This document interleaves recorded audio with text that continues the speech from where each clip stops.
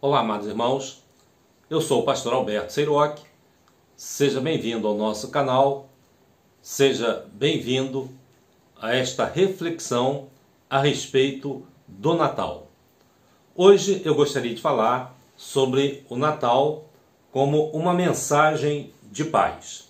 Dentre as muitas mensagens de alegria, de salvação, de perdão, de luz que o Natal traz, eu gostaria então de enfatizar nesse momento a respeito da paz. Lucas capítulo 2, versículos de 7 a 14. É o texto que nós vamos ler neste momento para a nossa reflexão.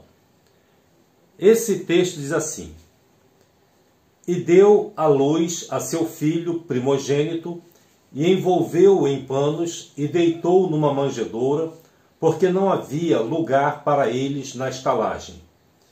Ora, havia naquela mesma comarca pastores que estavam no campo e guardavam durante as vigílias da noite o seu rebanho.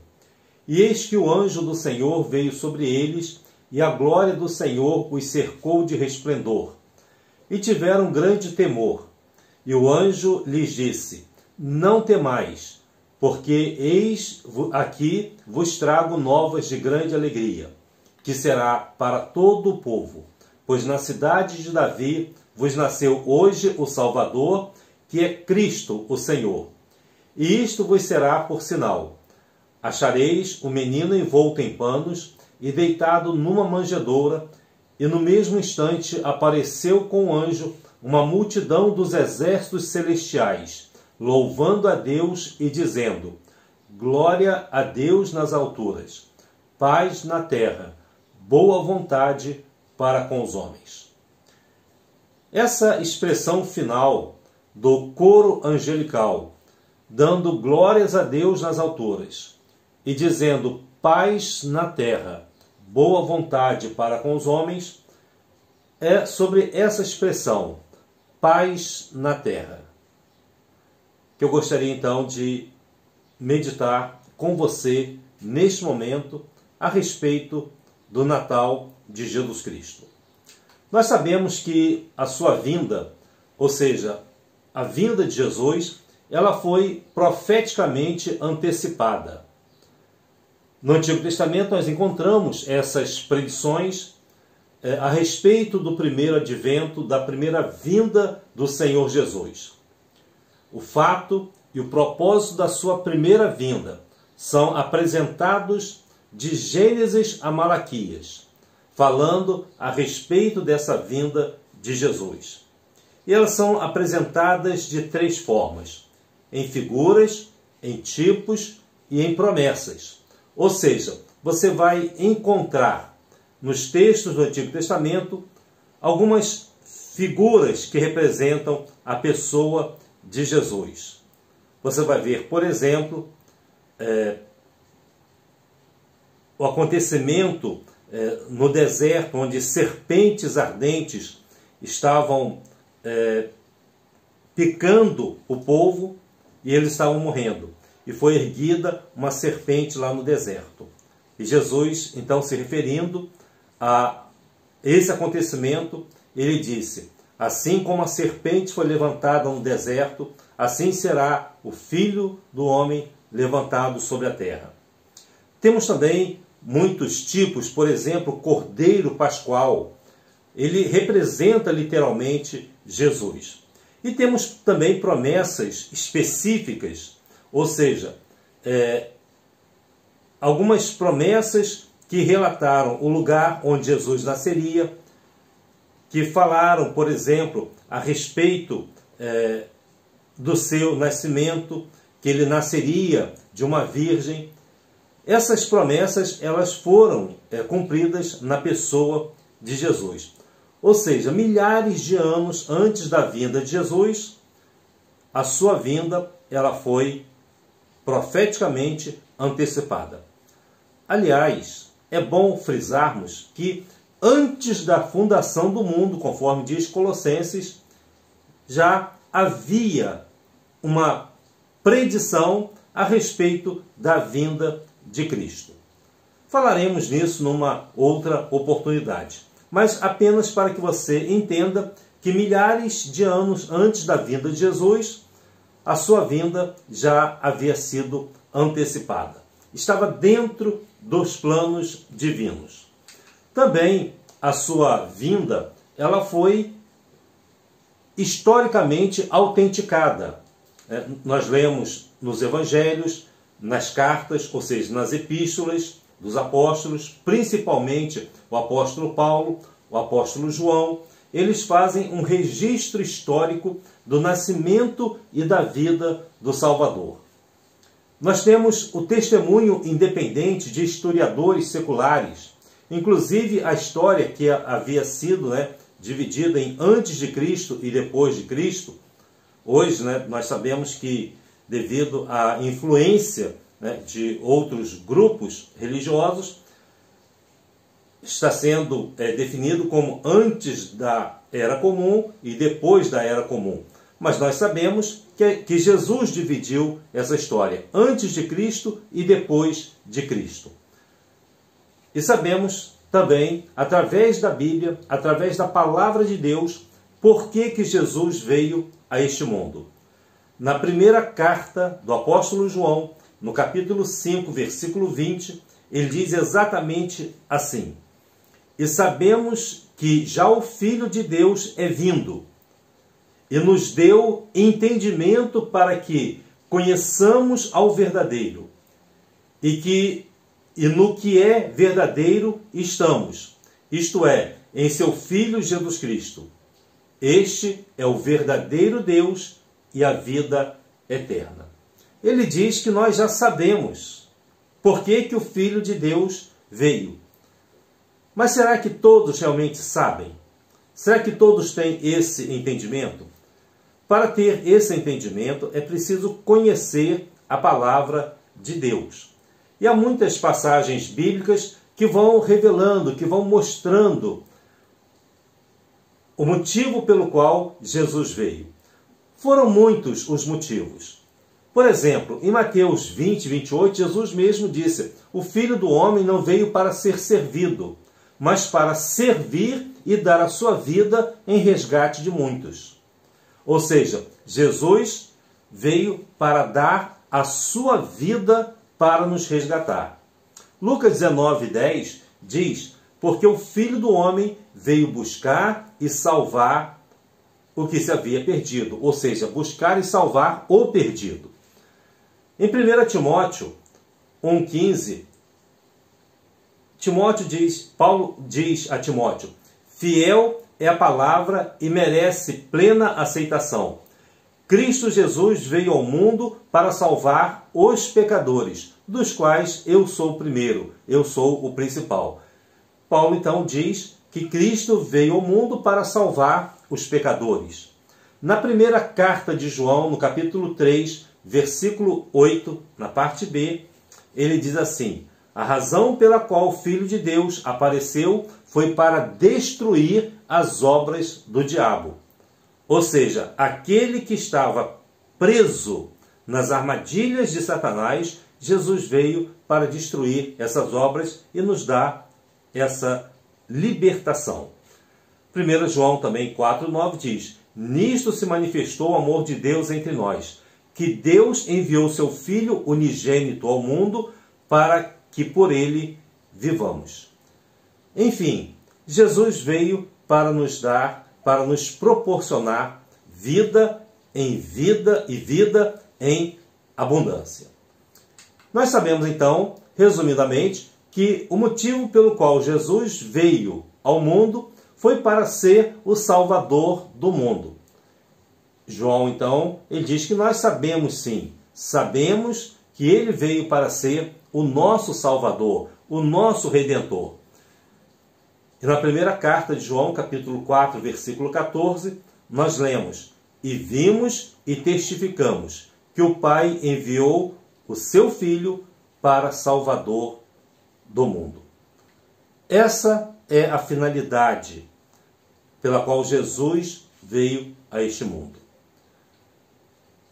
E nesta salvação está incluída, vamos dizer assim, a paz, a felicidade, a alegria que Ele quer nos proporcionar. Mas eu quero fazer com você uma análise, claro que superficial, deste Natal. Porque esse Natal está sendo um Natal difícil para muitas pessoas. Muitas famílias não vão se reunir. Algumas se reunirão, outras não. É claro que nós sabemos que sempre existiram casos de famílias que nunca se reuniram, independente de ter ou não pandemia. Ou seja, esqueceram os seus entes queridos. Mas hoje nós temos a pandemia e muitas famílias que talvez quisessem estar juntas não estarão. Também nesse percurso, nesta caminhada, neste ano, muitos perderam os seus entes queridos, devido à pandemia, mas também devido a outros motivos, a outras causas. E talvez não tenham sentimentos de alegria para comemorar o Natal. Outros talvez não tenham dinheiro suficiente para comprar presentes para os filhos ou para preparar uma festa de Natal. O que nós sabemos é que há muita dor, existe muita tristeza, existe muito medo nas pessoas. Existe uma certa preocupação por parte das pessoas. E todos nós, todas as pessoas, precisam que as suas tristezas sejam colocadas para fora, sejam reconhecidas, enquanto elas estão ao lado de uma celebração. Então, neste Natal, nós sabemos que muitas coisas estão acontecendo e talvez você seja uma daquelas pessoas que esteja dizendo: olha, eu estou com muita tristeza no meu coração porque eu estou naquela lista daquelas pessoas que perderam entes queridos. Não tenho motivo para celebrar o Natal. O que o nascimento de Jesus ele traz para essas pessoas com essa tristeza e com essa dor? Como Jesus pode me ajudar? Né? Como Jesus pode conter, né, a alegria e a tristeza ao mesmo tempo? Que são sentimentos opostos. Por que Deus enviaria Jesus, né, ao mundo que na época eram muito parecidos com o nosso? Eu quero que você saiba de uma coisa. Não é a nossa função animar ninguém. Não é fazê-las se sentir alegres. Eu sei que é um ano difícil, eu sei que foi um ano trabalhoso, mas eu quero que você saiba que quando Jesus veio a este mundo, havia alegria sim, mas também havia muita tristeza. Foi um ano difícil para Maria e para José, assim como está sendo para nós. Eles enfrentaram muitas lutas, eles saíram da sua cidade, eles tiveram que fugir, houve a matança dos inocentes. Jesus era apenas uma criança e a perseguição foi muito grande.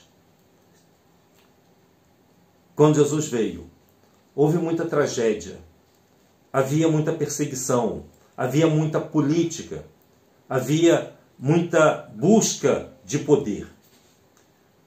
Mas Jesus veio de uma forma humilde, sendo ele o Rei dos Reis, o Senhor dos Senhores. Ele nasceu num estábulo, foi colocado numa manjedoura. Embora você veja presépios hoje, né, bonitos, alegres, enfeitados, todo mundo sabe que a realidade de um estábulo não é aquela que nós vemos nos presépios. São animais sujos, é um lugar fétido. Nós sabemos que não existe limpeza naquele local. É um local que serve para guardar animais. E quando Jesus veio, ele foi exatamente para um lugar assim. Sendo ele o próprio Deus. Mas por que ele veio? Por que ele se sujeitou a essas coisas? Ele veio para nos trazer paz. E essa paz, ela independe das circunstâncias. Essa paz, ela não depende da situação que nós estejamos vivendo. É uma paz interior, é uma paz espiritual. Ela vai ser proporcionada a cada um de nós na medida em que nós deixamos Jesus entrar na nossa vida. Então, o que Jesus veio fazer foi nos proporcionar a paz. Ele disse: deixo-vos a paz. A minha paz vos dou. Não vou lá dou como o mundo a dá. Não se turbe o vosso coração, nem tenha medo, não se atemorize. João 14, 27. Veja que Jesus veio nos proporcionar essa paz. Não a paz que depende das circunstâncias para serem mantidas. Então eu sei que você pode estar passando por um momento difícil. Talvez você esteja dizendo: mas eu acabei de perder um ente querido, eu não estou reunido com a minha família. Jesus diz: tenho-vos dito isto, para que em mim tenhais paz. No mundo tereis aflições, mas tende bom ânimo, eu venci o mundo. João capítulo 16, versículo 33. Os sinônimos da palavra paz são silêncio, tranquilidade, calma, repouso, pacificação, concórdia, harmonia.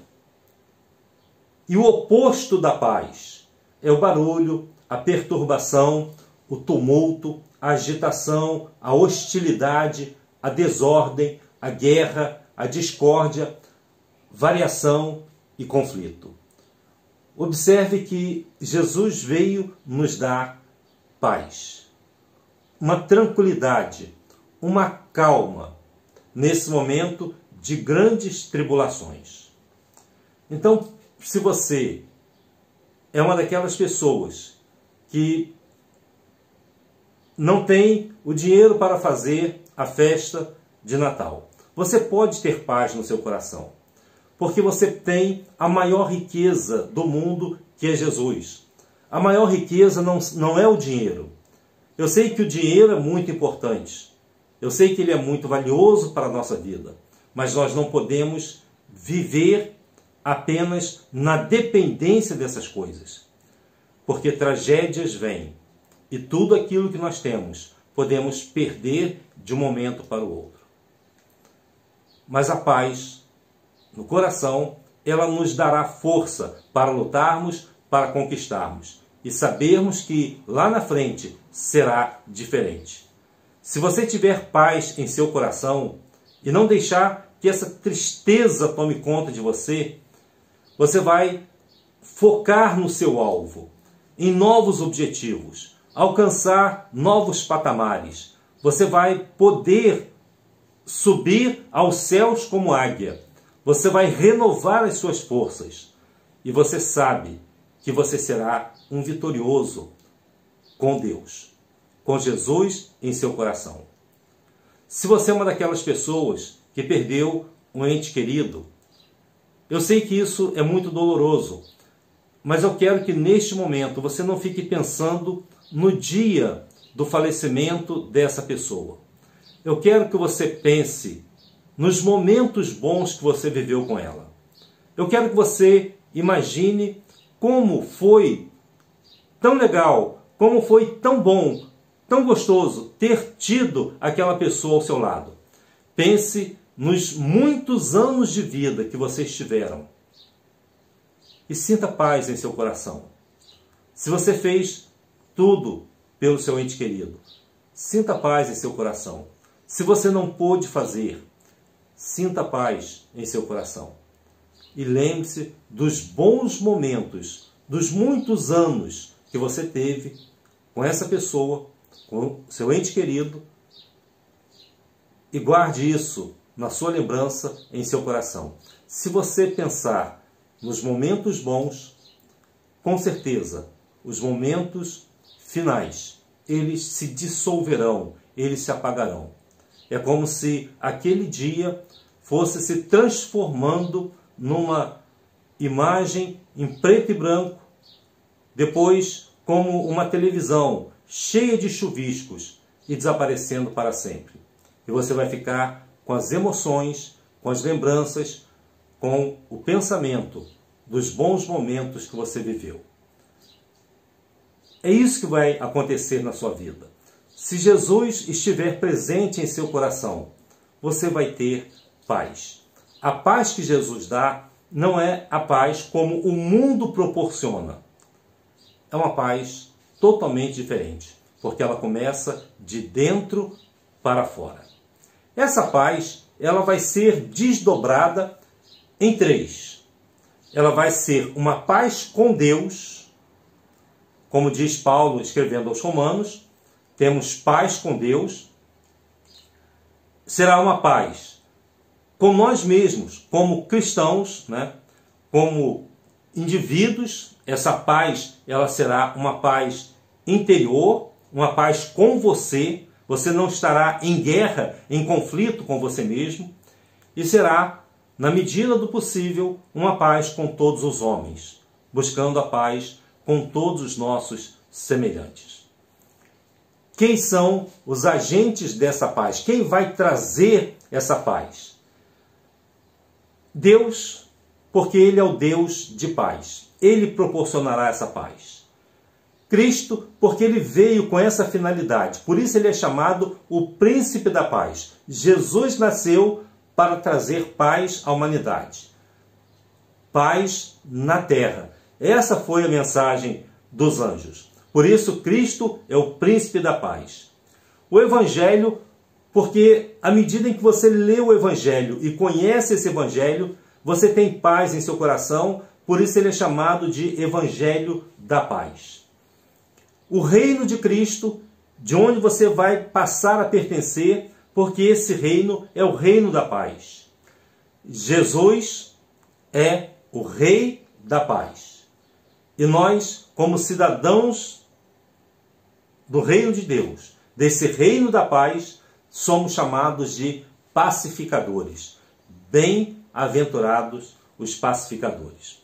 Jesus dá essa paz a todas as pessoas que o obedecem e o seguem.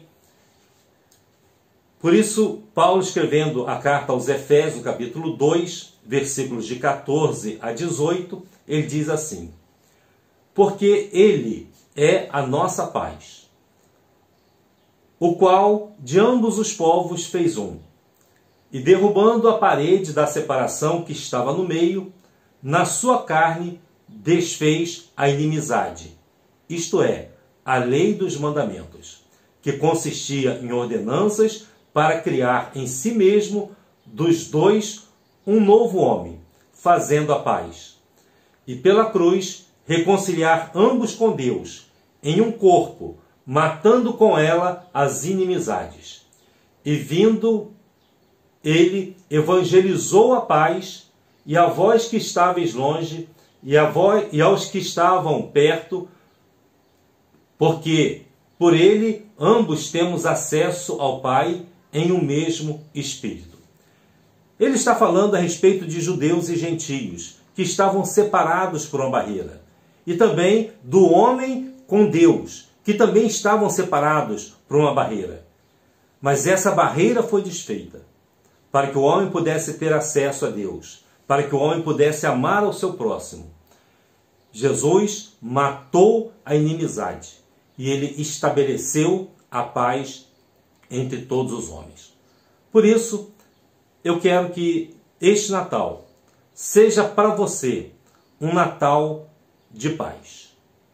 Um Natal de muita paz em seu coração, de muita tranquilidade, confiando em Deus, sabendo que o Príncipe da Paz, ele já está entre nós. Diz o texto de Colossenses capítulo 1, versículos de 19 e 20. Porque foi do agrado do Pai que toda a plenitude nele, ou seja, em Cristo, habitasse, e que, havendo por ele feito a paz pelo sangue da sua cruz, por meio dele reconciliasse consigo mesmo todas as coisas, tanto as que estão na terra como as que estão nos céus. Que neste Natal você possa meditar sobre essas verdades bíblicas que Cristo veio trazer a cada um de nós.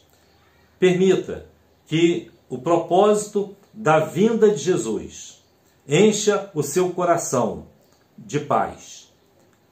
E que essa paz possa trazer também uma tranquilidade interior. O melhor de tudo isso é que Jesus, ele continua nascendo no coração de cada pessoa que o recebe como Senhor e Salvador. O melhor de tudo isso é que Jesus, ele pode nascer dentro de nós, através do Espírito Santo que nos fortalece, que nos fortifica, nos dirige, nos guia, orienta e nos abençoa. E se Cristo está dentro de nós, em nosso coração, em nossos corações, se Ele nos dá a paz, Ele também vai nos dar a alegria, a felicidade e a segurança. Não importa o que tenha acontecido, não importa o que vá acontecer, Deus está conosco e Deus está em nós. Ele dirige as nossas vidas, Ele ilumina os nossos caminhos, Ele tira toda mágoa, toda dor, toda tristeza, todo rancor, os medos, a insegurança, todo o ódio do coração.